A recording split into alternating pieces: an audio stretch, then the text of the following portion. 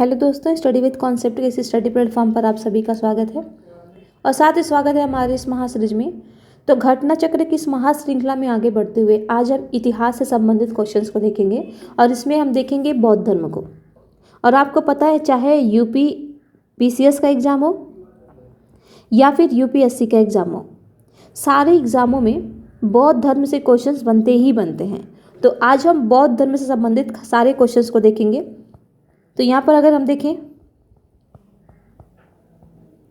पहला क्वेश्चन, तो यहाँ पर है कि गौतम बुद्ध का जन्म कब हुआ था? 563 ईसा पूर्व, बी 558 ईसा पूर्व, या सी 561 ईसा पूर्व, या डी 544 ईसा पूर्व। तो इसका आंसर है ए 563 ईसा पूर्व इनका जन्म हुआ था। अब इसको भी पढ़ते हुए चलेंगे क्योंकि आयोग द्वारा क्वेश्चन कभी कभी यहाँ से भी, कभी कभी नहीं, हमेशा ही, क्योंकि अब इस कितने क्वेश्चन को रिपीट करेंगे वो, बाकी तो इसी में से ढूंढेंगे ना। तो इसको भी हम देखते हुए चलेंगे, जो भी एग्जाम की दृष्टि से इसमें भी महत्वपूर्ण होगा या संभावनाएं होंगी कि हाँ यहाँ से क्वेश्चंस बन सकते हैं, तो इसको हम हाईलाइट करते हुए चलेंगे और पीडीएफ आपको मिल जाएगा। यहाँ पर कह रहा है कि गौतम बुद्ध का जन्म कपिलवस्तु के निकट लुम्बिनी में 563 ईसा पूर्व में हुआ था। उनके पिता शुद्धोधन शाक्यगढ़ के प्रधान थे और माता माया देवी कोलीय गणराज्य यानी कोली वंश की कन्या थी। 29 वर्ष की अवस्था में उन्होंने गृह त्याग दिया, जिसे बौद्ध ग्रंथों में महाभिनिष्क्रमण की संज्ञा दी गई। यहाँ से देखिए 3-4 क्वेश्चंस बन रहे हैं। सबसे पहले तो आप ये ध्यान देंगे कि इनका जन्म हुआ कहाँ था। तो कपिलवस्तु के निकट लुम्बिनी में हुआ था, ठीक है। इनके पिता का नाम क्या था? शुद्धोधन था। और ये किस कुल के थे? तो ये शाक्यगढ़ कुल की थी, ठीक है। इनकी माता थी माता माया थी, और प्रजापति जो प्रजापति गौतमी जो थी वो इनकी मौसी थी, ठीक है। उन्होंने ही इनका पालन पोषण किया था, क्योंकि इनकी माँ का इनके जन्म के बाद से 1 हफ्ता के बाद ही मृत्यु हो गई थी। तो ये जो इनकी माँ थी वो कोलीय गणराज्य की थी, यानी कोली वंश की कन्या थी, और 29 साल की अवस्था में इन्होंने गृह त्याग दिया था, जिसे बौद्ध ग्रंथों में कहा जाता है महाभिनिष्क्रमण, ठीक है। तो ये सारे क्वेश्चंस आपको नीचे मिलेंगे, इसको यहाँ पर लिखने की ज़रूरत नहीं है, बस आप ध्यान देंगे, यहाँ पर अच्छे से पढ़ लीजिए ताकि नीचे आपको क्वेश्चन सॉल्व करने में ईजी हो, ठीक है, आसानी हो। अब यहाँ पर दिया है कि बुद्ध के जीवन की किस घटना को महाभिनिष्क्रमण के रूप में जाना जाता है। अभी आपने देखा गृह त्याग को। गौतम बुद्ध की माँ किस वंश से संबंधित थी? तो कोली वंश से संबंधित थी। बुद्ध का जन्म हुआ था कहाँ पर? तो कपिलवस्तु में हुआ था, ठीक है, सॉरी लुम्बिनी में हुआ था। और निम्न में से कौन सा नाम बुद्ध का दूसरा नाम है? पार्थ, प्रछन्न, मिहिर या गुडाकेश। तो आपको पता सिद्धार्थ नाम था, तो यहाँ पर कहीं भी सिद्धार्थ है नहीं, ऑप्शन होगा आपका ई। यहाँ पर देखते हैं, गौतम के बचपन का नाम सिद्धार्थ था। इन्हें शाक्य मुनि, तथागत आदि नामों से जाना जाता है, यानी शाक्य मुनि भी इनको कहा जाता है। आदि गुरु शंकराचार्य को प्रच्छन्न बौद्ध या छिपा हुआ बुद्ध मार्गी कहा जाता है। तो देखिए एक क्वेश्चन आपका कितना यूनिक यहाँ से मिल गया। यदि आपसे पूछ लिया जाए कि निम्नलिखित में से किसको प्रच्छन्न बौद्ध या छिपा हुआ बुद्ध मार्गी कहा जाए? प्रच्छन्न बेरोजगारी आपने पढ़ा हुआ, प्रच्छन्न बेरोजगारी आपने इकोनॉमी में पढ़ा होगा, छिपा हुआ, तो यही अर्थ यहाँ भी है, ठीक है। अतः पार्थ, प्रच्छन्न, मिहिर, गुडाकेश भगवान बुद्ध के अन्य नाम नहीं है। इस प्रकार ये ई है ऑप्शन, ठीक है आपका। किंतु छत्तीस, ये छोड़िए क्या है क्या नहीं है, बस हमको इतना ध्यान रखना है कि आप सभी को पता है कि इनके बचपन का नाम सिद्धार्थ था, जो कि ऑप्शन में नहीं है, तो हमारा ऑप्शन ई होगा। बाकी यहाँ से ये मोस्ट इंपॉर्टेंट है आपका कि छिपा हुआ बुद्ध मार्गी या प्रच्छन्न बौद्ध किसे कहा जाता था? तो ये आदि गुरु शंकराचार्य को कहा जाता है। अगला क्वेश्चन है, निम्नलिखित में से किस राजवंश के अभिलेख से इस परंपरा का समर्थन होता है कि लुम्बिनी शाक्य मुनि बुद्ध का जन्म स्थान था? यानी किस अभिलेख से पता चलता है? अभिलेख के महत्व क्या होते हैं? ऑप्शनल में इस चीज़ को हम बहुत अच्छे तरीके से समझेंगे। अभी मैं हिस्ट्री ऑप्शनल की तैयारी कैसे की जाती है उस पर एक वीडियो लेकर के आऊँगी, तो वहाँ पर आपको बताऊँगी मैं ये जो अभिलेख होते हैं पुरातात्विक साक्ष्य में आते हैं ये अभिलेख, ठीक है।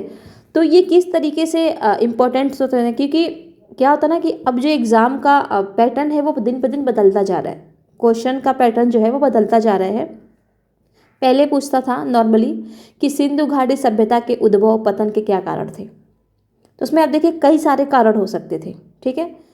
अब क्या पूछता है कि सिंधु घाटी सभ्यता के उद्भव में पारिस्थितिकीय कारकों ने किस तरह से अपनी भूमिका निभाई। अब आपको पारिस्थितिकी कारक पर लेकर के चलना है। तो दिन पर दिन आपके जो क्वेश्चंस हैं उनका पैटर्न बदलता जा रहा है और इसी बदलते पैटर्न को देखते हुए आपको तैयारी करनी है। तो ले आऊँगी मैं एक वीडियो से बना करके आप लोगों को कि कैसे तैयारी करनी है। तो यहाँ से ध्यान रखेंगे, ठीक है। तो यहाँ पर देखते हैं कि यहाँ पर कह रहा है कि किस राजवंश के अभिलेख से इस परंपरा का समर्थन होता है कि लुम्बिनी शाक्य मुनि बुद्ध का जन्म स्थान था। मौर्यों से, शुंगों से, सातवाहन से या कुषाणों से। तो यदि आपने एनसीईआरटी की वीडियो पढ़ी होगी तो बहुत ही ईजिली इसका आंसर आप दे जाएंगे। मौर्यों से, अशोक के जो अभिलेख है उससे सूचना मिलती है। यहाँ पर देखिए कह रहा है कि मौर्य वंशीय शासक अशोक के रुम्मनदेही अभिलेख से। अब ये भी आपसे पूछ लेगा कि अशोक के किस अभिलेख से शाक्य मुनि या बौद्ध का जन्म स्थान का पता चलता है। तो ये किससे चलता है, तो ये चलता है आपका रुम्मनदेही अभिलेख से। तो रुम्मनदेही अभिलेख से सूचना मिलती है कि शाक्य मुनि बुद्ध का जन्म लुम्बिनी में हुआ था। इस अभिलेख के अनुसार अशोक राज्याभिषेक के 20वें वर्ष बाद यहाँ आया था। यानी जब अशोक का राज्याभिषेक हुआ था तो उसके 20 साल बाद ये इन्होंने यहाँ का भ्रमण किया, एक तरीके से कह सकते हैं दौरा किया। कहाँ का, तो लुम्बिनी का। और उसने उस स्थान की पूजा की थी जहाँ शाक्य मुनि बुद्ध का जन्म हुआ था। साथ ही इस अभिलेख में लुम्बिनी के बुद्ध का जन्म स्थल के कारण इसे कर छूट प्रदान करने की घोषणा की भी उल्लेख है। यानी यहाँ पर आपसे ये भी पूछ लेगा कि अशोक के किस अभिलेख में कर से छूट प्रदान करने की घोषणा की गई है। तो ये किस में की गई है, तो रुम्मनदेही अभिलेख में की गई है। तो यहाँ से आपके 2 क्वेश्चंस मोस्ट इंपॉर्टेंट हैं, ठीक है। इसे आप ध्यान में रखेंगे, दोनों ही क्वेश्चंस। आगे देखते हैं, अगला कह रहा है कि निम्नलिखित में से कौन एक अशोक का अभिलेख इस परंपरा की पुष्टि करता है कि गौतम बुद्ध का जन्म लुम्बिनी में हुआ था। वही क्वेश्चन बना दिया जो यहाँ पर है। तो अब देख सकते हैं क्वेश्चन आपका कहीं से नहीं बनता है। अब जो है बुद्ध का जन्म अगर लुम्बिनी में हुआ है तो वो चीज़ तो बदलेगी नहीं, हिस्ट्री तो बदलती नहीं है ना। वो तो जो इतिहास है वो तो इतिहास ही रहता ना। हम उससे सीखते हुए वर्तमान जीवन में उसका प्रयोग करते हैं, उसी से सीख करके। तो यही सबसे बड़ा फ़ायदा होता है इतिहास का। अगर बात करें ऑप्शनल वालों का जिसका कोई भी बैकग्राउंड ना हो, ठीक है। सपोज उसने बायो से बीपीएससी किया हो, बायो से उन्होंने ग्रेजुएशन किया हो या फिर उन्होंने मैथ से किया हो, तो सबसे मुझे लगता है जो सबसे इजी सब्जेक्ट होगा ना उनके लिए वो हिस्ट्री ही होगा। क्योंकि इसमें आपको कुछ भी अलग से पढ़ने की ज़रूरत नहीं होती है। जो इतिहास है वही रहेगा, वही डेट रहेंगे, ठीक है। तराइन का युद्ध जो हुआ था, प्रथम द्वितीय कब हुआ था, कहाँ हुआ था, किसके बीच हुआ था, वो नहीं बदलेगा, वो आपका वही होगा, ठीक है। तो क्वेश्चन यहीं से घूम फिर करके आते हैं। इसलिए ये जो दिया है ना ये चार्ट, तो इस चार्ट को पढ़ना बहुत ही इंपॉर्टेंट है क्योंकि यहाँ से क्वेश्चन बनते हैं। तो देखते हैं, आते हैं इस पे क्वेश्चन पे। तो यही कह रहा है कि गौतम बुद्ध का जन्म लुम्बिनी में हुआ था। ये किस अभिलेख से हमको ज्ञात होता है, तभी हमने देखा रुम्मनदेही अभिलेख से। अगला है कि निम्नलिखित में से किस राजा के एक अभिलेख से सूचना मिलती है कि शाक्य मुनि बुद्ध का जन्म लुम्बिनी में हुआ था। तो अशोक के अभिलेख से, ऊपर ही हम पढ़ते हुए आ रहे हैं। देखिए ऐसे ही क्वेश्चन पूछेगा, ये देख सकते कितनी बार क्वेश्चन पूछा है, 4 में, 7 में, 11 में, और भी पूछा होगा, लेकिन कहाँ कितना ये ऐड करेगा बेचारा, ठीक है। घटना चक्र जो वो करता है, बनाता है, कितना करेगा। तो ये देखना आपको कि हाँ इसके अनुसार आप ये लगा सकते हैं, अनुमान लगा सकते हैं कि ये कितना इम्पोर्टेंट चैप्टर है। अगला देखेंगे अगर, तो महात्मा बुद्ध का महापरिनिर्वाण कहाँ हुआ था। लुम्बिनी में हुआ था, लुम्बिनी में तो जन्म हुआ था। बोध गया में इनको ज्ञान की प्राप्ति हुई थी। कपिल वस्तु में एक तरीके से कह सकते हैं कि जन्म हुआ था यहीं आसपास, ठीक है। कपिल वस्तु के लुम्बिनी में तो इनका जन्म हुआ था, लुम्बिनी में हुआ था, ये भी इसी से हम जोड़ सकते हैं। बच गया क्या हमारा, तो कुशीनगर। तो महापरिनिर्वाण कहाँ हुआ था, तो कुशीनगर में ही हुआ था। अब देखिए ये 11 में देखिए, और यहाँ भी देखिए 11 में देखिए, मतलब डायरेक्ट 3 साल लगातार पूछा है, 3 क्वेश्चन लगातार पूछा है। देखते हैं, बौद्ध धर्म का प्रचार करते हुए महात्मा बुद्ध मल्लों की राजधानी पावा पहुंचे। तो अब देखिए पावा किसकी राजधानी थी, तो मल्लों की राजधानी थी। एक क्वेश्चन ये आपका बन गया। जहाँ वे चुंद नामक लुहार की आम्र वाटिका में ठहरे। उन्होंने बुद्ध को सूकर मधुआ खाने को दिया। इससे उन्हें रक्तस्राव हो गया और भयानक पीड़ा उत्पन्न हुई। इस वेदना के बाद भी वे कुशीनारा पहुँचे। यहाँ 483 ईसा पूर्व में 80 वर्ष की अवस्था में उन्होंने शरीर त्याग दिया। बौद्ध ग्रंथों में इसे महापरिनिर्वाण कहा जाता है। अब यहाँ से देखिए 3-4 क्वेश्चन आपके बनेंगे। पहला क्वेश्चन तो यही आपका बनेगा कि पावा किसकी राजधानी थी, तो मल्लो की राजधानी थी। दूसरा क्वेश्चन आपका ये बनेगा कि बुद्ध को सूकर मध्य खाने को किसने दिया था, तो चुंद नामक लुहार ने दिया था। ठीक है, फिर आपका क्वेश्चन ये बनेगा कि बुद्ध की कितने वर्ष की अवस्था में मृत्यु हुई थी, तो 80 वर्ष की अवस्था में। और ये ऑलरेडी पूछ चुका है बीपीएससी में क्वेश्चन आ चुका है। 80 वर्ष की अवस्था में इनको महापरिनिर्वाण की प्राप्ति हुई थी। ठीक है, और यहाँ से कब हुआ था महापरिनिर्वाण की प्राप्ति इन्हें कब हुई थी, तो 483 ईसा पूर्व। ये आप ध्यान रखेंगे। ये सारे क्वेश्चन आपको नीचे मिल जाएंगे, सारे के सारे। ठीक है, इसलिए मैं यहाँ पर नोट डाउन नहीं कर रही हूँ।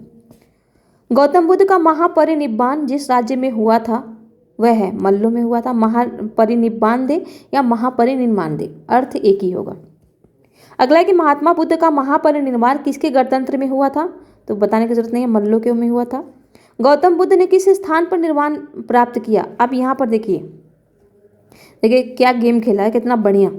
अब एकदम से आप देखेंगे ना कि गौतम बुद्ध के किस स्थान पर निर्वाण की प्राप्ति हुई थी, तब क्या करेंगे आप, एकदम से आएंगे निर्वाण ही तो पूछ रहा है कुशीनारा, लेकिन यहाँ पर निर्वाण का संबंध है ज्ञान से और महापरिनिर्वाण का संबंध है देह त्याग से। तो ये दोनों शब्द आप बिल्कुल ध्यान से पढ़ेंगे चीज़ों को। ठीक है, बहुत ही ध्यान से। तो कहाँ हुआ था ज्ञान की प्राप्ति, कहाँ हुई थी, तो इनका ज्ञान की प्राप्ति जो है बोध गया में हुई थी। बोध गया में। कुशीनारा यहाँ पर महापरिनिर्वाण के लुम्बिनी इनका जन्म स्थान है। श्रावस्ती इन्होंने यहाँ पर वर्षा ऋतु में विश्राम किया था। सर्वाधिक यात्रा भी इन्होंने श्रावस्ती में ही की थी। और सारनाथ यहाँ पर उन्होंने प्रथम उपदेश दिया था।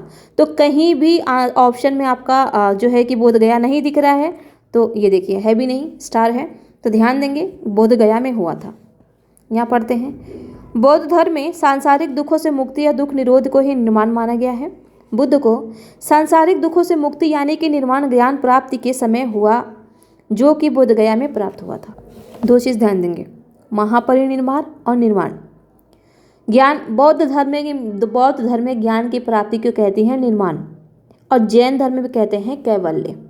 ठीक है, तो ये दोनों शब्दावली आप ध्यान देंगे। और महापरिनिर्वाण मतलब देह त्याग करना। महापरिनिर्वाण मंदिर अवस्थित है कहाँ है, तो कुशीनगर में है। भाई जहाँ पर देह त्याग करेंगे वहीं तो होगा ना, तो कुशीनगर में है।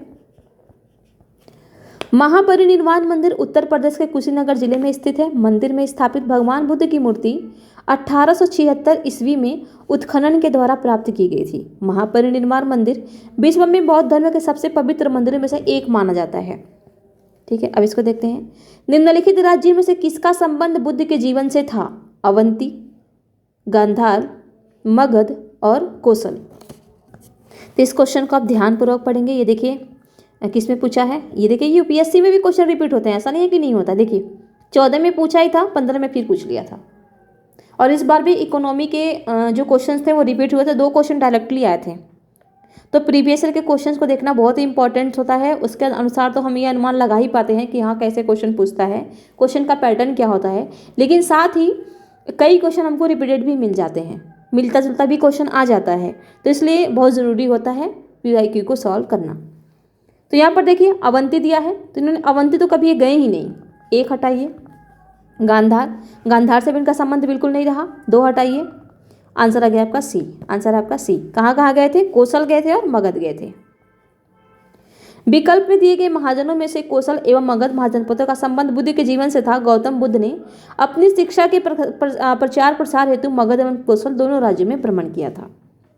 आगे देखते हैं, गौतम बुद्ध द्वारा अपने धर्म में दीक्षित किए जाने वाला अंतिम व्यक्ति निम्नलिखित में से कौन था। उन्होंने किसको अंतिम समय में दीक्षित किया था, आनंद को, सारिपुत्र को, या मोगलान को, या फिर सुबुद्ध को। ये देखिए कब पूछा है, तो ये यूपीपीसीएस प्री 13 में ही पूछा है। तो इन्होंने जिसको अंतिम जो दीक्षा दी थी वो उन्होंने दिया था सुबुद्ध को। आंसर है डी। अपने जीवन के अंतिम वर्ष में गौतम बुद्ध अपने शिष्य चुंद के यहाँ पावा पहुँचे। यहाँ शुकर माता भोज सामग्री खाने से अतिसार रोग से पीड़ित हो गए। फिर वे पावा से कुशीनगर चले गए और यहीं सुबुद्ध को उन्होंने अपना अंतिम उपदेश दिया। तो सुबुद्ध को अपना अंतिम उपदेश कहाँ दिया था? तो कुशीनगर में दिया था। ये स्थान भी इम्पोर्टेंट है, ठीक है, स्थान भी इम्पोर्टेंट है कि कुशीनगर में उन्होंने सुबुद्ध को अंतिम उपदेश दिया था। अगला है, बुद्ध द्वारा रूपांतरित निम्न व्यक्तियों में से कौन सा अंतिम था? आनंद था, या वसुमित्र था, या गोसल था, या सुबुद्ध था? तभी हम देख के आ रहे हैं कौन था? सुबुद्ध ही था। बुद्ध ने अपने जीवन की अंतिम वर्षा ऋतु कहाँ बिताई थी? श्रावस्ती में, वैशाली में, कुशीनगर में, सारनाथ में। अगर आपने ऊपर ध्यान से सुना होगा तो मैंने आपको बताया कि वर्षा ऋतु में सब विश्राम किए थे, तो आंसर हो गया आपका। अच्छा सॉरी, ये अंतिम पूछ रहा है, सर्वाधिक नहीं, अंतिम पूछ रहा है। तो अंतिम वर्षा इन्होंने वैशाली में बिताई थी। आगे देखते हैं, महापरिनिब्बाण सूक्त से उन्होंने जीवन के विविध आयामों एवं काल का निर्धारण किया जाता है, जिसके अनुसार बुद्ध ने अपने जीवन की अंतिम वर्षा ऋतु वैशाली में बिताई थी। निम्नलिखित में से कौन सा एक बौद्ध मत में निर्वाण की अवधारणा की सर्वश्रेष्ठ व्याख्या करता है? तृष्णा रूपी अग्नि का समन, स्वयं की पूर्णतः अस्तित्वहीनता, परमानंद एवं विश्राम की स्थिति, या धरणातीत मानसिक अवस्था? तो आंसर है ए, तृष्णा, यानी लालच जो होता है बहुत ज़्यादा ना, जब इंसान के मन में लालच आता है तो इच्छाएं भी बहुत ज़्यादा होती हैं। तो इसी का बोल रहा है कि इसी को छोड़ो आप, इसी का दमन करो आप, ठीक है। तो आंसर है ए। बुद्ध ने निर्वाण को मन की उस परम शांति के रूप में वर्णित किया है जो तृष्णा, क्रोध और दूसरी विषादकारी मन स्थितियों से परे है। यह शांति तभी प्राप्त होती है जब सभी वर्तमान इच्छाओं के कारण समाप्त हो जाए और भविष्य में पैदा हो सकने वाली इच्छाओं का जड़ से नाश हो जाए। निर्वाण में तृष्णा और द्वेष के कारण जड़ से समाप्त हो जाते हैं, जिससे मनुष्य सभी प्रकार के कष्टों यानी दुख या संसार में पुनर्जन्म चक्र से छूट जाता है। अतः विकल्प ए सही उत्तर है इसका, ठीक है। अलार कलाम कौन थे? बुद्ध के एक शिष्य, एक प्रतिष्ठित बौद्ध भिक्षु, बुद्धकालीन एक शासक, या बुद्ध के एक गुरु? तो अलार कलाम जो थे वो बुद्ध के गुरु थे, ठीक है। आंसर है डी। महाभिनिष्क्रमण के बाद ज्ञान की खोज में महात्मा बुद्ध अलार कलाम के आश्रम में पहुंचे, जहां उन्होंने दीक्षा ली। अलार कलाम के आश्रम में उन्होंने तपस्या की, किंतु वे इससे संतुष्ट नहीं हुए। अलार कलाम सांख्य दर्शन के आचार्य थे तथा अपनी साधना शक्ति के लिए विख्यात थे। तो ध्यान देंगे, अलार कलाम सांख्य दर्शन के आचार्य थे, ठीक है, सांख्य के। महात्मा बुद्ध ने अपना पहला धर्म चक्र परिवर्तन इस स्थान पर दिया था। लुम्बिनी में ये तो जन्म हुआ था, पाटलिपुत्र में, वैशाली में, यहाँ तो अंतिम वर्षा इन्होंने बिताई थी, सारनाथ में या पाटलिपुत्र में। तो ऊपर ही मैंने आपको बताया सारनाथ में, ठीक है। और देखिए कितनी बार पूछा है। ज्ञान प्राप्ति के पश्चात गौतम बुद्ध ने अपने मत का प्रचार प्रारंभ किया। उरुवेला से वे सबसे पहले ऋषिपत्तन, वर्तमान में सारनाथ वाराणसी के निकट आए। यहाँ उन्होंने 5 ब्राह्मण सन्यासियों को पहला उपदेश दिया। इस प्रथम उपदेश को धर्म चक्र परिवर्तन कहा जाता है। अगला, बुद्ध ने पहला उपदेश कहाँ दिया था? तो सारनाथ में दिया था। अगला क्वेश्चन, सारनाथ में अपना प्रथम प्रवचन किसने दिया? तो बुद्ध ने दिया था। गौतम बुद्ध अपना प्रथम उपदेश कहाँ दिए थे? सारनाथ में दिए थे। देखिए कितनी बार पूछा है ये देख सकते हैं आप। देखिए कोई भी पीसीएस हो, झारखंड पीसीएस हो, यूपी पीसीएस हो, बीपीएससी हो, ग्रंथों में उल्लेखित धर्मचक्र परिवर्तन है उनका बुद्ध का दर्शन, सारनाथ में दिया गया उनका प्रथम उपदेश, उनके धार्मिक आदर्श या बौद्ध अनुष्ठान। तो धर्मचक्र परिवर्तन क्या है? प्रथम उपदेश है, ठीक है। धर्मचक्र परिवर्तन किया गया था सांची में, श्रावस्ती में, सारनाथ में, वैशाली में। कहाँ किया गया था? सारनाथ में किया गया था। बुद्ध ने सर्वाधिक उपदेश कहाँ दिए थे?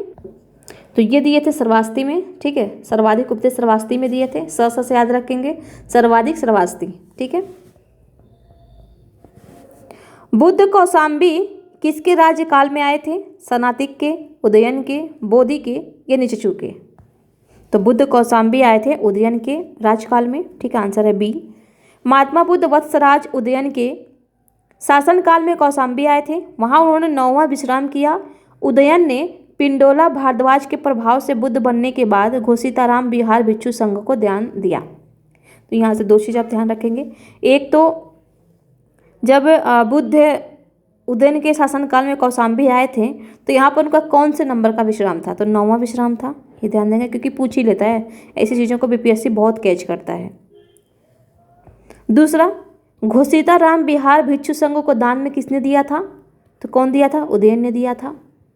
और उदयन किसके प्रभाव में आकर के बौद्ध बना, तो किसके प्रभाव में आकर के, तो पिंडोला भारद्वाज के। ये 3 क्वेश्चन आपके लिए इंपॉर्टेंट है। पिंडोला भारद्वाज, घोषिताराम बिहार भिक्षु संघ, ठीक है। और 9वां विश्राम था बुद्ध का, कहाँ पर, कौशाम्बी में, किसके शासनकाल में, तो उदयन के शासनकाल में, ठीक है।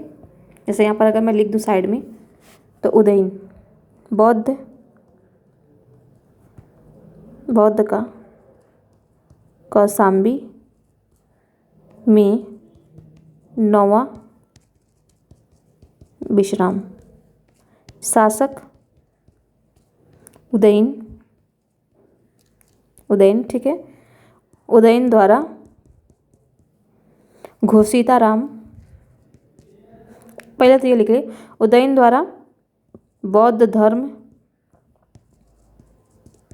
ग्रहण किसके प्रभाव में आकर, पिंडोला भारद्वाज के प्रभाव में आकर, पिंडोला भारद्वाज के प्रभाव में आकर। और फिर लिखेंगे कि ये जो घोषिताराम बिहार भिक्षु संघ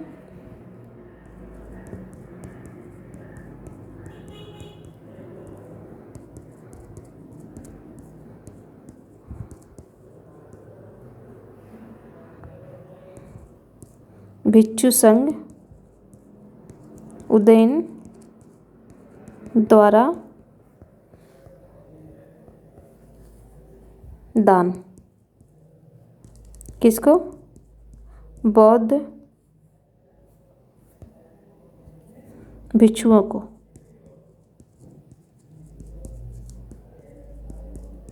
बौद्ध भिक्षुओं को।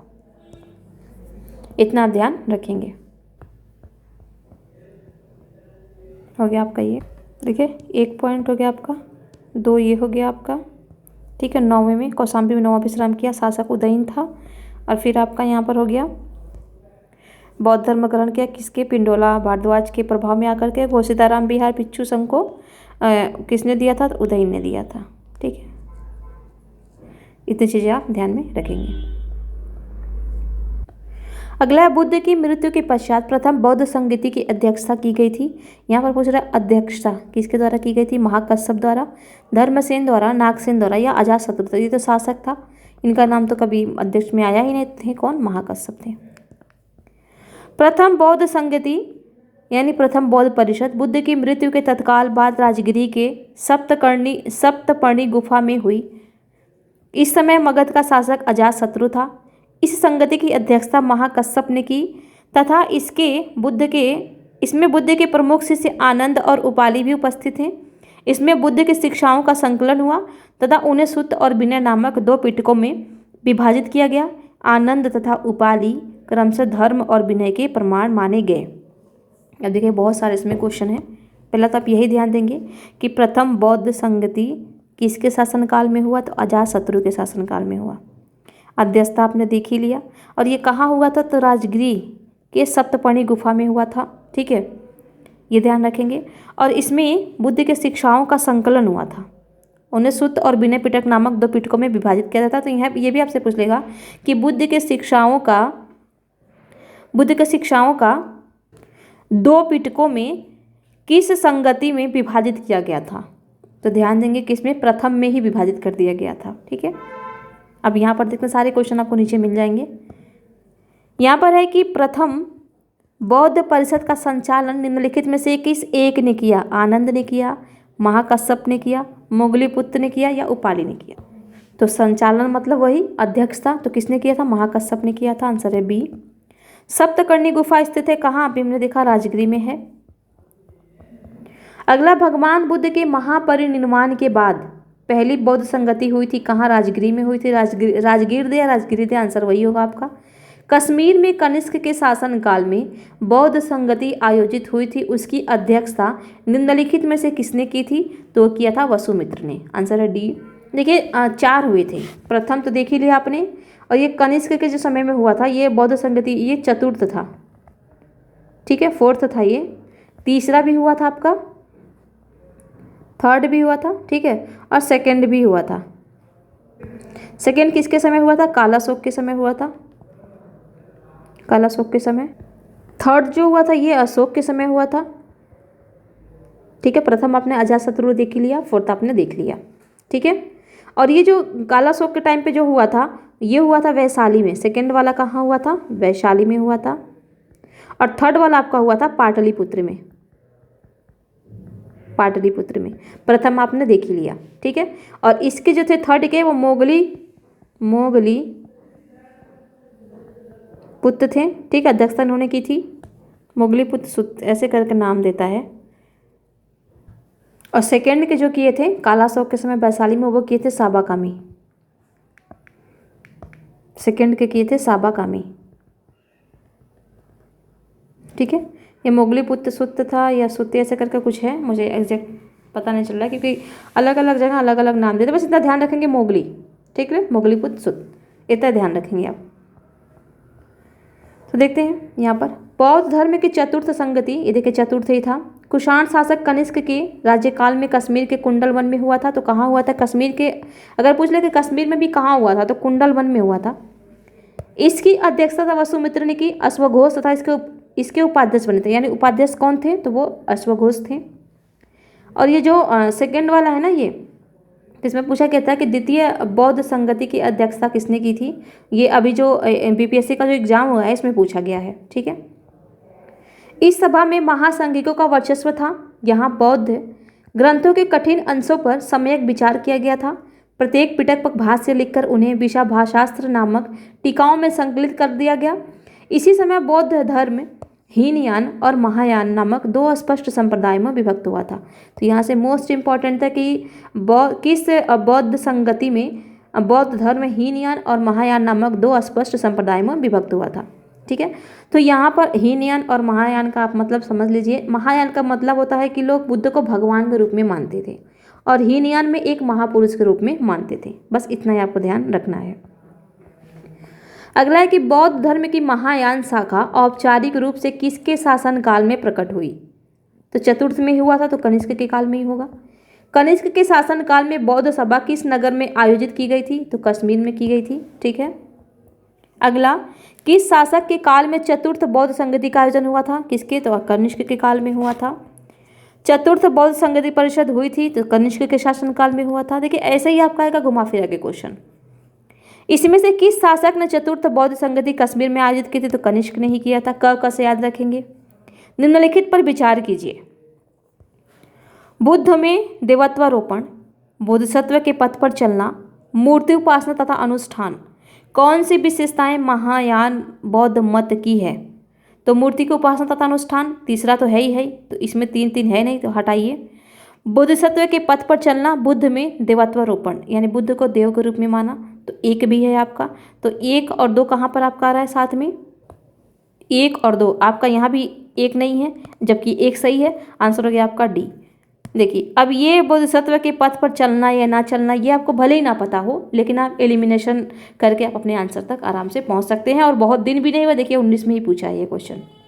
तो बौद्ध धर्म से यूपीएससी भी क्वेश्चन हर साल उठाता है। महायान बौद्ध मत बुद्ध की लोकोत्तर सत्ता तथा देवत्व में विश्वास करता है और बुद्ध के अनेक अवतारों एवं रूपों में विश्वास करता है। साथ ही यह बुद्धत्व के मार्ग पर चलने वाले को बोधिसत्व कहता है, जो सभी मानवों की मुक्ति में सहायता करता है। बोधिसत्व के पथ पर चलना इस मत के अनुकरणीय कहा गया है। हिंदू धर्म के प्रभाव में बुद्ध में देवत्व के आरोपण के साथ ही अनुष्ठान और मूर्ति पूजा महायान की मुख्य पद्धति बन गई, अतः तीनों कथन आपके ये सत्य हैं। अब यहाँ पर दिया कि निम्नलिखित 4 स्थानों में हुई बौद्ध संगतियों का सही कालानुक्रम नीचे दिए गए कोट में ज्ञात कीजिए। देखिए कितना बढ़िया क्वेश्चन पूछ रहा है। अगर आपको चारों चीज़ें याद हैं तो आप इजीली कर ले जाएंगे। कश्मीर के कुंडल ग्राम में कब हुआ था? चतुर्थ हुआ था। देखिए 3 है कहाँ, ये देखिए 3 यही आंसर, तो एक ही से आपका निकल गया, आंसर हो गया डी। आपको और कहीं जाने की जरूरत ही नहीं पड़ी। ठीक है, पहला भी अगर आपको याद है, देखिए इतना भी टफ नहीं पूछता है, पहला भी अगर आपको याद है कि राजगीर में प्रथम हुआ था, देखिए पहला ऑप्शन यहाँ है। ठीक है, पहला आपका यहाँ है, सॉरी पहला राजगीर में हुआ था ना, तो दूसरे नंबर पे है ना पहला। ठीक है, तो ये देखिए दूसरे दूसरे देखिए 2 यहाँ पर भी है और 2 यहाँ पर भी है, तो भी आपके 2 हट गए ना। तो पहला और लास्ट भी अगर आपको याद है तो भी आप अपने आंसर तक आराम से पहुंच जाएंगे। प्रथम बौद्ध संगति बुद्ध की मृत्यु के तत्काल बाद मगध नरेश अजातशत्रु के कार्यकाल में राजगिरी अथवा राजगीर में स्थित सप्तपर्णी गुफा में संपन्न हुई थी। द्वितीय बौद्ध संगति का आयोजन कालाशोक के शासनकाल में हुआ था। बुद्ध की मृत्यु 100 वर्ष बाद वैशाली में किया गया था। बुद्ध की मृत्यु के 100 वर्ष बाद वैशाली में किया गया था। कौन सा? द्वितीय वाला। ठीक है, तृतीय बौद्ध संगति मौर्य सम्राट अशोक के शासनकाल में पाटलिपुत्र में हुई थी। मोगलीपुत्र तिस्य, अच्छा तिस्य है, मोगलीपुत्र तिस्य, यहाँ पे मोगलीपुत्र तिस्य है, पुत्तिस। ठीक है, इनके शासनकाल में हुआ था। चतुर्थ बौद्ध संगति कनिष्क के शासनकाल कश्मीर कुंडलवन कश्मीर में हुआ था और इसकी अध्यक्षता वसुमित्र एवं उपाध्यक्षता किसने की थी? अश्वघोष ने की थी।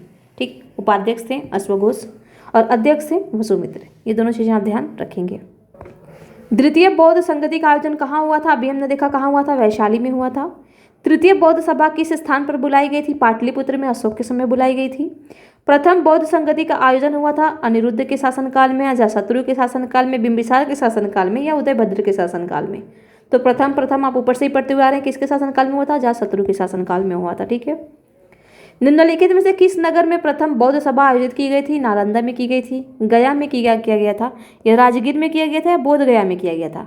यहाँ पर पूछ रहा है प्रथम बौद्ध सभा, तो कहाँ किया गया था? राजगीर में किया गया था। ठीक है, निम्न में से किस शासक ने द्वितीय बौद्ध सभा का आयोजन किया? किस शासक ने द्वितीय बौद्ध सभा का आयोजन किया? अच्छा, किस शासक ने किया था द्वितीय का? तो किसने किया था? अजातशत्रु पहले का था, अशोक तीसरे का था, आनंद ये तो शिष्य था, किसने किया था? कालाशोक ने किया था। ऐसे एलिमिनेट करके भी आप आंसर तक पहुंच सकते हैं। ठीक है, अब यहाँ पर देखिए कह रहा है कि बुद्ध के जीवन की 4 महत्वपूर्ण घटनाओं और उनसे संबंध 4 स्थानों को नीचे उल्लेख है। ये 2 स्तंभों 1 एवं 2 में अंकित है। आप इसे सुमेलित कीजिए। अब आपको सुमेलित करना है कि बौद्ध से संबंधित घटनाएं को क्या क्या कहते हैं और ये कहाँ कहाँ हुआ था। जन्म आपका कहाँ हुआ था? अभी आपने देखा बहुत अच्छे तरीके से, लुम्बिनी में हुआ था।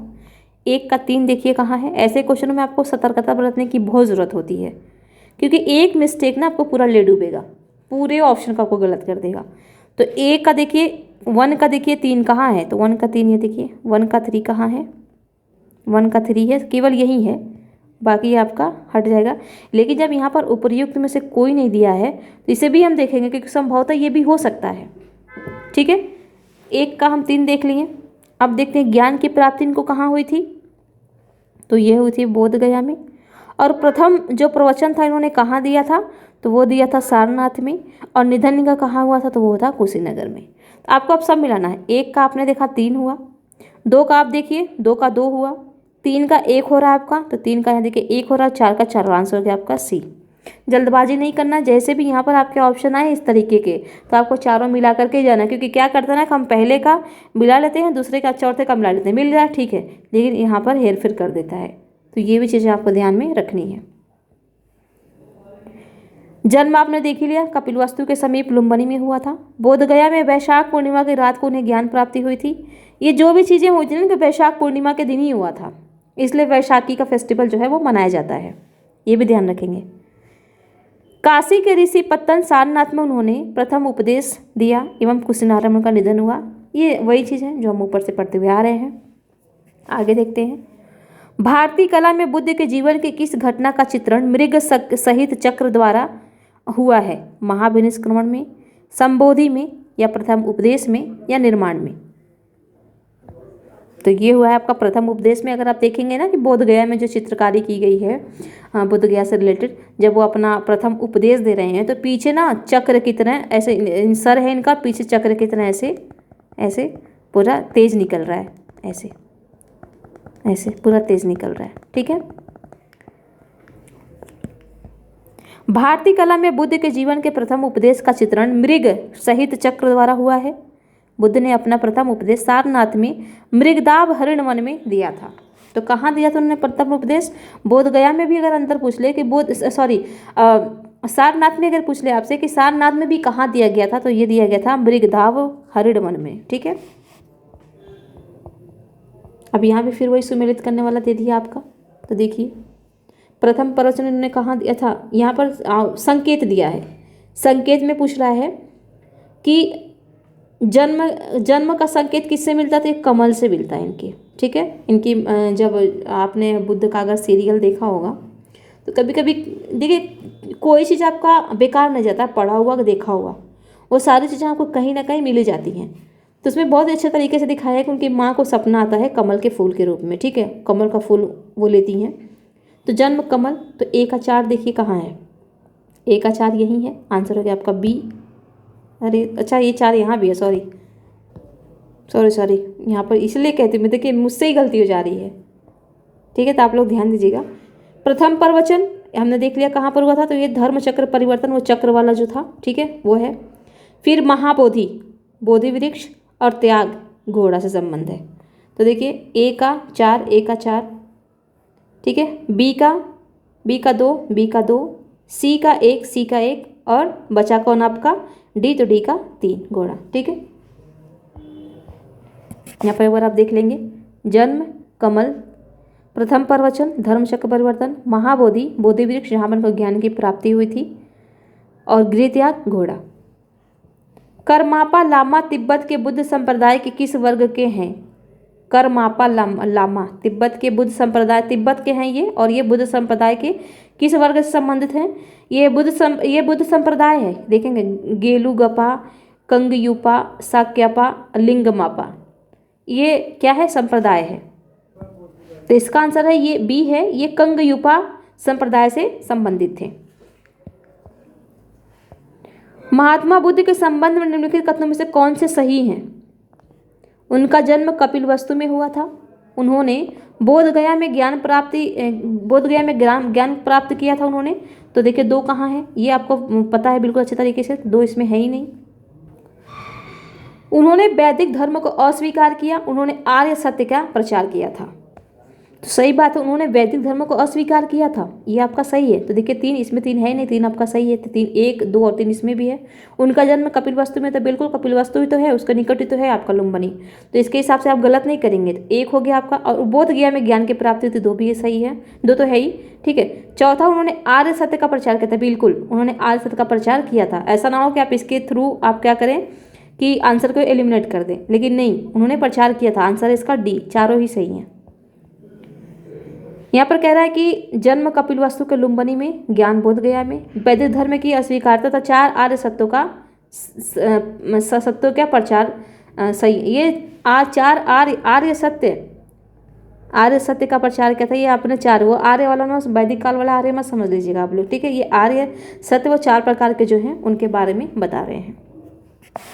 अगला है, बोध गया में महाबोधि मंदिर बनाया गया जहाँ गौतम बुद्ध पैदा हुए थे, नहीं तो लुम्बिनी में हुए थे। गौतम बुद्ध को ज्ञान की प्राप्ति हुई थी। गौतम बुद्ध ने अपना प्रथम प्रवचन दिया था, कहाँ दिया था? सारनाथ में दिया था। गौतम बुद्ध के कुशनारा में, तो आंसर आपका हो गया बी। बोध गया में 6 वर्ष की साधना के पश्चात, तो ध्यान देंगे कितने वर्ष उन्होंने साधना किया? 6 वर्ष लगातार उन्होंने मेहनत की। तब 35 वर्ष की अवस्था में इनको बैसाख पूर्णिमा की रात को एक पीपल के वृक्ष के नीचे ज्ञान की प्राप्ति हुई थी। तो ये भी ध्यान रखेंगे, पीपल के वृक्ष के नीचे हुई थी। अगला है कि बोध गया में बोधि वृक्ष अपने वंश की इस पीढ़ी की है। ये देखिए बीपीएससी में पूछा है, और ये मैंने बहुत ही अच्छे तरीके से कि प्रथम किसने लगाया था, दूसरा किसने लगाया था, तीसरा किसने लगाया था, चौथा किसने लगाया था, और कैसे कैसे ये जो पहला, दूसरा, तीसरा जो था, ये बोधि वृक्ष का कैसे मतलब वो नष्ट हुआ था ये बोधि वृक्ष, इसका भी कारण मैंने बाकायदा आपको एनसीईआरटी में बहुत अच्छे तरीके से समझा के पूरे कॉन्सेप्ट के साथ बताया है। ठीक है, तो यहाँ पर जो इसका आंसर है वो है आपका सी। ठीक है, पंचम पीढ़ी का है ये। महाबोधि मंदिर स्थित वर्तमान बोधि वृक्ष वही नहीं है जिसके नीचे बैठकर महात्मा बुद्ध ने ज्ञान प्राप्त किया था। वेनसांग के अनुसार इस मूल वृक्ष को 7वीं शताब्दी में सम्राट शशांक ने नष्ट करा दिया था। वर्तमान वृक्ष जिसे हम देख रहे हैं वह 5वीं पीढ़ी का वृक्ष है जिसे अलेक्जेंडर कनिंघम ने लगवाया था। यह वृक्ष पूरी तरह संरक्षित है और केवल इसमें गिरी हुई पत्तियों को ही छूने एवं उठाने का अधिकार है। अगला क्वेश्चन है, निम्नलिखित में से कौन सा बौद्ध पवित्र स्थल निरंजना नदी पर स्थित है? तो कौन है? बोध गया, कुशीनगर, लुम्बिनी या ऋषिपत्तन। तो निरंजना नदी पर कौन है? वो है बोध गया, जहाँ पर उनको ज्ञान की प्राप्ति हुई थी। पवित्र बौद्ध स्थल बोध गया, जहाँ गौतम बुद्ध को सर्वप्रथम ज्ञान प्राप्त हुआ था, निरंजना नदी के किनारे स्थित, निरंजना नदी पर स्थित है। आधुनिक फाल्गु नदी को ही पूर्व में निरंजना के नाम से जाना जाता है। यह नदी को दो छोटी धाराओं निरंजना एवं मोहना के मिलने के बाद बनती है। तो कुछ में नहीं, बस इतना ही ध्यान रखेंगे कि वर्तमान में इसको फाल्गु नदी के नाम से जाना जाता है। ठीक है, पहले इसको निरंजना नदी के नाम से जाना जाता था। अगला क्वेश्चन है, बुद्ध के उपदेश किससे संबंधित हैं? आत्मा संबंधी विवाद, या ब्रह्मचर्य से, या धार्मिक कर्मकांड से, या आचरण की शुद्धता पर पवित्रता से।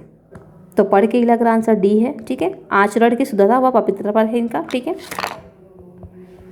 अगला देखते हैं, निम्नलिखित में से कौन बुद्ध के जीवन काल में ही संघ प्रमुख होना चाहता था? देवदत्त, महाकश्यप, उपाली और आनंद। उपाली और आनंद तो शिष्य थे, महाकश्यप तो दत्त कौन थे? इनके जो चचेरे भाई थे देवदत्त, वो इनके संघ पर प्रमुखता पाने की कोशिश करते रहते थे। तो देवदत्त बुद्ध का चचेरा भाई था। वह पहले उनका अनुगत बना और फिर उनका विरोधी बन गया। वह बौद्ध संघ में बुद्ध को हटाकर स्वयं संघ का प्रधान बनना चाहता था, किंतु उसे इससे सफलता नहीं मिली। वस्तुतः ये सफलता नहीं मिली, बस तरह की कहानी की तरह है, कुछ भी इसमें इंपॉर्टेंट नहीं है। अगला है कि गौतम बुद्ध ने अपनी मृत्यु के उपरांत बौद्ध संघ के नेतृत्व के लिए निम्न में से किसे नामित किया था? आनंद को, महाकश्यप को, उबाली को, या उपयुक्त में से कोई नहीं। तो आप सभी को पता है डी होगा, क्योंकि उन्होंने किसी को भी अपना नेतृत्व के लिए नामित नहीं किया था, किसी को भी। इन्होंने कहा था अपोदीपो भव। ठीक है, कुशिनारा में मल्लों के सालवन में विश्राम के दौरान अपनी मृत्यु से पूर्व बुद्ध ने भिक्षुओं को निकट बुलाकर धर्मोपदेश दिया। आनंद, शायद तुम ऐसा सोचो कि हमारे शास्ता चले गए, अब हमारा शास्ता नहीं है। आनंद, ऐसा मत समझना, मैंने जो धर्म और विनय किए हैं मेरे बाद वे ही तुम्हारे शास्ता होंगे। इस प्रकार स्पष्ट है कि बुद्ध ने अपने मृत्यु के उपरांत बौद्ध संघ के नेतृत्व के लिए किसी को नामित नहीं किया था, बल्कि अपने उपदेशों को ही मार्गदर्शक बताया था। अष्टांग मार्ग की संकल्पना अंग है दीपवंश की विषय वस्तु का, या दिव्य दान की विषय वस्तु का, महापरिनिब्बान की विषय वस्तु का, या धर्म चक्र परिवर्तन सूत्र की विषय वस्तु का। यहाँ पर पूछ रहा है अष्टांग मार्ग जो बुद्ध ने दिया है, अष्टांगिक मार्ग जो है काफ़ी इंपॉर्टेंट है, ये मेंस में भी पूछ लेता है आपसे। ये अष्टांगिक मार्ग जो है ये संकल्पना है धर्म चक्र परिवर्तन का। ठीक है, आंसर इसका डी। गौतम बुद्ध ने चतुर्थ आर्य सत्य में दुख निरोध का उपाय बताया। इसे दुख निरोध गामिनी प्रतिपदा कहा जाता है। इसे मध्यम प्रतिपदा या मध्यम मार्ग भी कहा जाता है। इस मध्यमा प्रतिपदा में 8 सोपान है, इसीलिए इसे अष्टांगिक मार्ग भी कहते हैं। अब ये 8 सोपान कौन कौन से हैं ये भी कभी कभी पूछ लेता है कि इनमें से अष्टांगिक मार्ग में कौन से शामिल है, कौन से नहीं है, तो ये भी आपको ध्यान रखना है। सम्यक दृष्टि, सम्यक संकल्प, सम्यक वाक्य, सम्यक कर्मांत, सम्यक आजीव, सम्यक व्यायाम, सम्यक स्मृति, सम्यक समाधि। ठीक है, ये देख लेंगे, बहुत अच्छे से याद कर लेंगे। अगला क्वेश्चन है कि गौतम बुद्ध के बारे में निम्न में से क्या सत्य है? वे कर्म में विश्वास करते थे, आत्मा का शरीर में परिवर्तन मानते थे, निर्वाण प्राप्ति में विश्वास करते थे, या ईश्वर की सत्ता में विश्वास करते थे। तो वे कर्म में विश्वास करते, बिल्कुल सही है। वो मानते थे कि आपके कर्म के अनुसार ही आपका पुनर्जन्म होता है। तो पहला देखिए सब इसमें है। ठीक है, पहला इसमें भी आ जाएगा क्योंकि सभी चारों कह रहा है। फिर कह रहा आत्मा का शरीर में परिवर्तन मानते थे, नहीं, आत्मा में विश्वास नहीं करते थे, कर्म के अनुसार पुनर्जन्म में विश्वास करते थे। तो 2 को हटाइए। ठीक है, और यहाँ पर मैंने इसलिए हटा दिया ताकि आप लोग इसको समझ सके। फिर यहाँ पर कह रहे कि निर्वाण प्राप्ति में विश्वास करते थे, बिल्कुल करते थे वो निर्वाण प्राप्ति में। ईश्वर की सत्ता में विश्वास करते थे, तो नहीं, वो ईश्वर की सत्ता में विश्वास नहीं करते थे। तो देखिए सभी चारों तो होगा नहीं, आपका सही होगा 1 और 3, और 1 और 3 कहीं भी ऑप्शन में नहीं है, इसलिए यहाँ पर इसको स्टार लगा करके दे दिया गया है। तो आप ध्यान रखेंगे जो सही है केवल उसी को आप ध्यान रखेंगे। इसमें सही क्या क्या है? एक तो आपका ये है कि कर्म में विश्वास करते थे और मानते थे कि कर्म के अनुसार ही इंसान का पुनर्जन्म होता है, और निर्माण प्राप्ति में विश्वास करते थे। ठीक है, लेकिन ईश्वर की सत्ता में और आत्मा में ये विश्वास नहीं करते थे। ठीक है, यहाँ पर देखिए महात्मा बुद्ध कर्म सिद्धांत में विश्वास करते थे, वे आत्मा में विश्वास न करते हुए पुनर्जन्म में विश्वास करते थे। बुद्ध के अनुसार चरित्र यानी चरित्र का पुनर्जन्म होता है, यानी कर्म का। वे निर्माण प्राप्ति में विश्वास करते थे किंतु ईश्वर की सत्ता में विश्वास नहीं करते थे। अतः कथन 1 और 3 सही है, जो किसी भी विकल्प में नहीं है, इसलिए वहाँ पर स्टार लगाया है। अगला है बौद्ध संघ में भिक्षुणी के रूप में स्त्रियों के प्रवेश की अनुमति बुद्ध द्वारा दी गई थी। कहाँ पर दी गई थी? श्रावस्ती में, वैशाली में, राजगृह में या कुशीनारा में। तो ये दिया गया था आपका वैशाली में, आंसर है बी। और किसके कहने पर दिया गया था? तो उनके जो प्रिय शिष्य आनंद थे, उनके कहने पर ही महिलाओं को इसमें आने की अनुमति दी गई थी। त्रिपिटक क्या है? गांधी जी के 3 बंदर, ब्रह्मा विष्णु महेश, महावीर के 3 नगीने, बुद्ध का उपदेशों का संग्रह। ठीक है, आंसर है डी। त्रिपिटक बौद्ध ग्रंथों में सर्वाधिक महत्वपूर्ण है। बुद्ध की मृत्यु के बाद उनकी शिक्षाओं को संकलित कर 3 भागों में बांटा गया। इन्हीं को त्रिपिटक कहते हैं। ये हैं विनय पिटक, ठीक है, सुत्त पिटक, अभिधम्म पिटक और दार्शनिक सिद्ध। ठीक है, अभिधम्म ये देखेंगे, यहाँ पर ध्यान ये देंगे कि विनय पिटक में क्या है? तो ये संघ संबंधी नियम, ठीक है, नियम है इसमें। सुत्त पिटक में क्या है? धार्मिक सिद्धांत है, या कह सकते हैं धार्मिक उपदेश है। अभिधम्म पिटक में क्या है? इसमें दार्शनिक सिद्धांत है। त्रिपिटक ग्रंथ निम्न में से किससे संबंधित है? तो किससे संबंधित है? वैदिक धर्म से, या बौद्ध धर्म से, या जैन धर्म से, या शैव धर्म से। तो किससे था? बौद्ध धर्म से था, आंसर है बी। यहाँ पर देख सकते हैं आप। त्रिपिटक किसकी धार्मिक पुस्तक है? जैन की, हिंदू की, पारसी की या बौद्ध की? आंसर है डी, बौद्ध की है। त्रिपिटक निम्नलिखित में से किससे संबंधित है? किससे है? बौद्धों से है। निम्नलिखित में किस बौद्ध ग्रंथ में संघ जीवन के नियम प्राप्त होते हैं? नियम किसमें था? विनय पिटक में था। ठीक, आंसर है बी। यमक बुद्ध पिटक से संबंधित है, सुत्त से, विनय से, अभिधम्म से या उपयुक्त में से किसी से नहीं। तो यमक जो है वो अभिधम्म से संबंधित है, आंसर है सी। ठीक है, अभिधम्म पिटक में दार्शनिक सिद्धांतों का संग्रह मिलता है, यह प्रश्नोत्तर के रूप में है। अभिधम्म के अंतर्गत 7 ग्रंथ सम्मिलित हैं: धम्म संगड़ी, विभंग, धातु कथा, युगल पंचती, कथावस्तु, यमक तथा पट्टान। तो ये जो क्वेश्चन है आपका, ये बन सकता है यूपीएससी में, पीसीएस में ये नहीं बनेगा। ठीक है, यहाँ पर पूछ रहा है अभिधम्म के अंतर्गत 7 ग्रंथ सम्मिलित हैं। अब उन 7 ग्रंथों के नाम यहाँ पर दे दिया गया है, और यूपीएससी में क्या करेगा? 2 स्टेटमेंट बनाएगा और पूछेगा इनमें से कौन है और कौन नहीं है। आप इसको ध्यान देंगे। ठीक है, ये आपका हो गया। ये यूपीएससी के लिए, जो यूपीएससी वाले हैं वो ध्यान देंगे इस चीज़ को। क्वेश्चन आपका यहाँ से बन सकता है, संभावनाएं हैं। ठीक है, कभी भी बने, लेकिन हो सकता है कि उठा ही लिया जाए, क्योंकि ऐसा ही क्वेश्चन बहुत पूछता है यूपीएससी। और आप अगर आपकी पेपर उठा करके देखेंगे तो उसमें इतना टफ आया है हिस्ट्री के क्वेश्चंस कि पूछिए मत आप। ठीक है, खास करके एंशिएंट हिस्ट्री से। आगे देखते हैं, निम्न में से किस बौद्ध साहित्य में महात्मा बुद्ध के नैतिक एवं सिद्धांत संबंधित प्रवचन संकलित हैं? विनय पिटक में, जातक कथाएं, अभिधम्म पिटक में या सुत्त पिटक में? तो यहाँ पर पूछ रहा नैतिक सिद्धांत, तो किस में है आपके? सुत्त पिटक में। आंसर हो गया आपका डी। सुत्त पिटक में महात्मा बुद्ध के नैतिक एवं सिद्धांत संबंधित प्रवचन संकलित हैं, अर्थात इसमें बौद्ध धर्म के सिद्धांत एवं उपदेश संग्रह हैं। जबकि विनय पिटक में संघ संबंधी नियम तथा दैनिक जीवन संबंधी आचार विचारों, विधि निषेधों आदि का संग्रह है। जातकों में बुद्ध के पूर्व जन्मों की कहानियां संग्रहित हैं।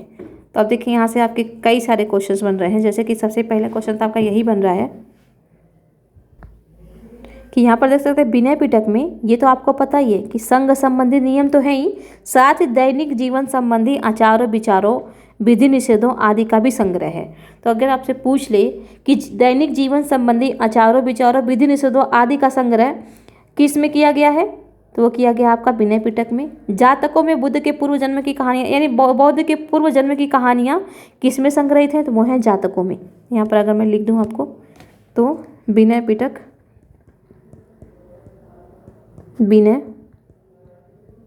पीटक। इसमें क्या है, इसमें है दैनिक, नियम और तो आपको पता ही है, दैनिक जीवन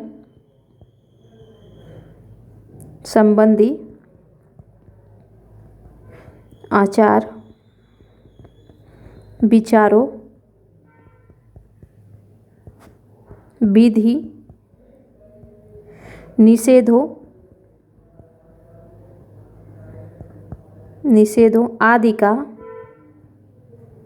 आदि का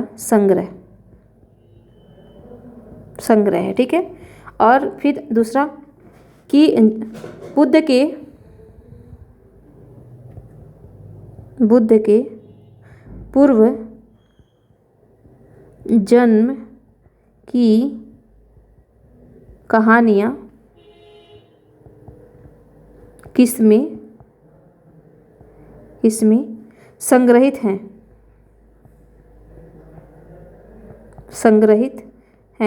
किसमें हैं, तो ये हैं आपके जातक कथाओं में,